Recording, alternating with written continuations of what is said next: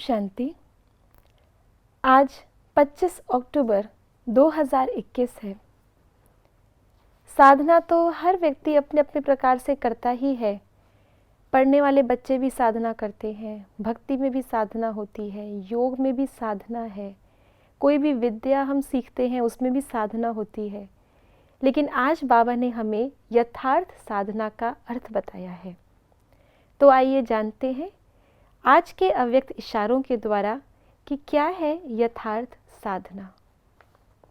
साधना अर्थात शक्तिशाली याद, निरंतर बाप के साथ दिल का संबंध।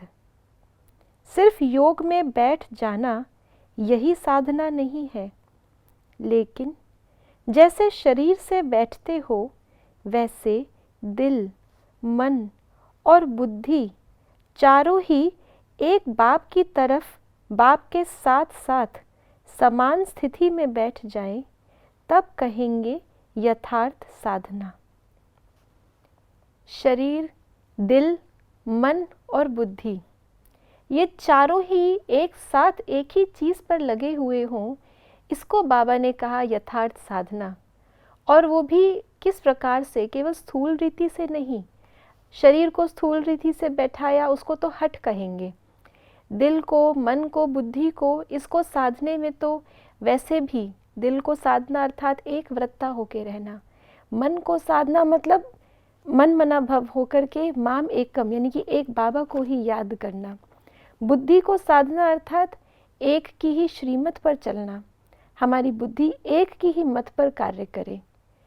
तो ये संगम के सिवाय और कभी पॉसिबल नहीं है, क्योंकि वो एक हमको अब तक कभी मिला ही नहीं जिसको हम संपूर्णतः से समर्पित हो सके, जिसके मार्गदर्शन पर हम पूरी तरह से चल सके।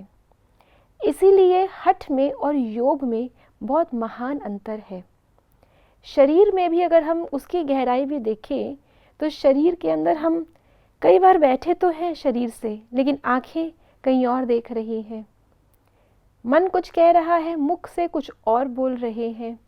तो शरीर भी पूरा का पूरा एक ही की सेवा में लग जाए, एक एक अंग जो कहा दधीची ऋषि की मिसल हड्डी हड्डी एक की ही सेवा में लग जाए, ये भी अब तक भक्ति मार्ग में या अन्य किसी जगह पर संभव नहीं हो पाया था।